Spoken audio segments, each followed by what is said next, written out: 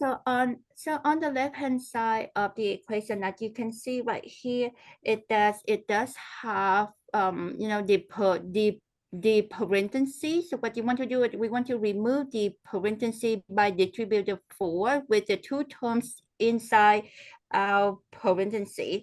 So let's start with the first one. I'm just copy the variable x, and then I'm copy the plus the operation, and then now we are going to distribute the factor 4 outside with each one of the two terms inside the parentheses.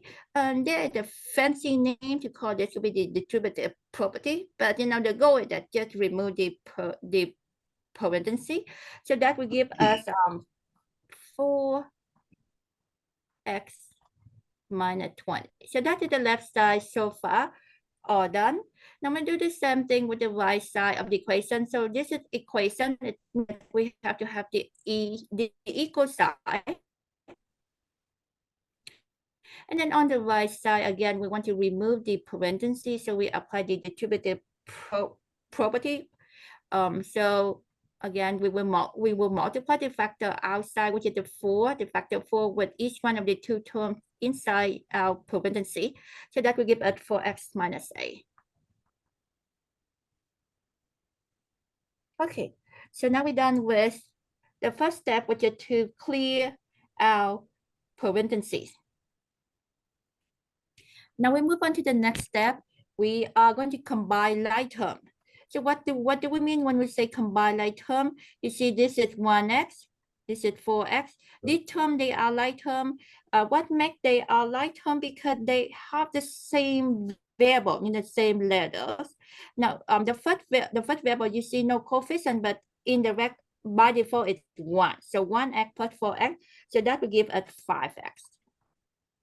And then I'm just copy the constant, negative or minus 20, and then copy the equal because this is equation, so we have to have the equal side. And then on the right side, the two terms, they are not like term. We cannot combine the 4x and the negative a because they're not like term. So we're gonna go ahead and copy.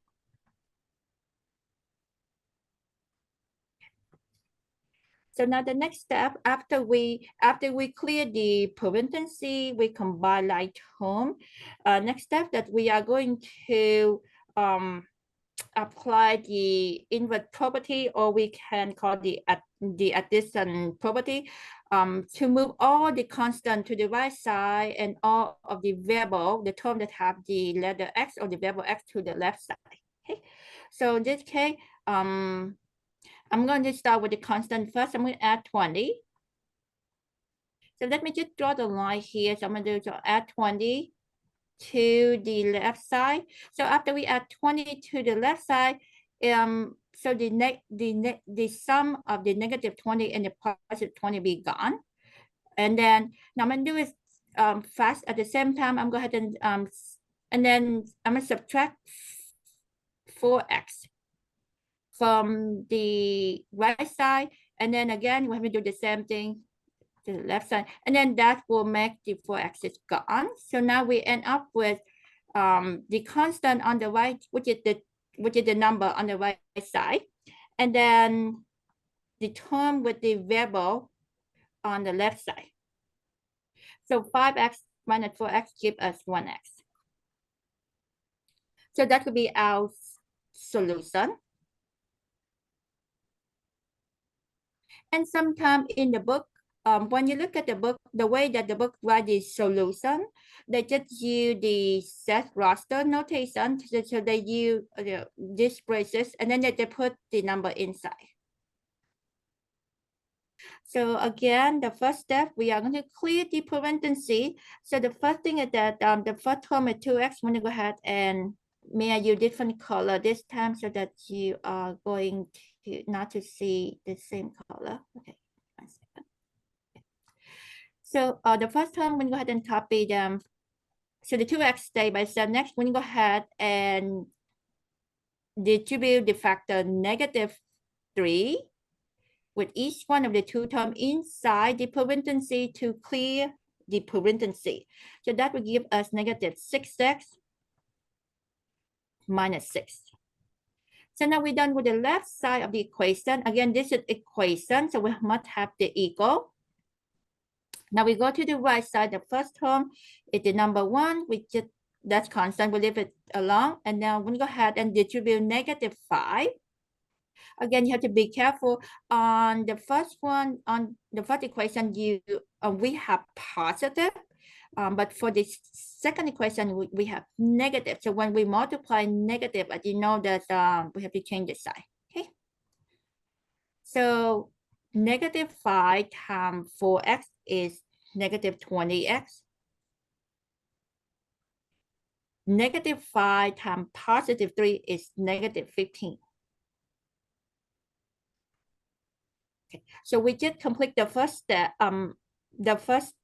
Not complete the first step, but we just complete this step to clear the parentheses. Now we are going to go combine like term. Okay.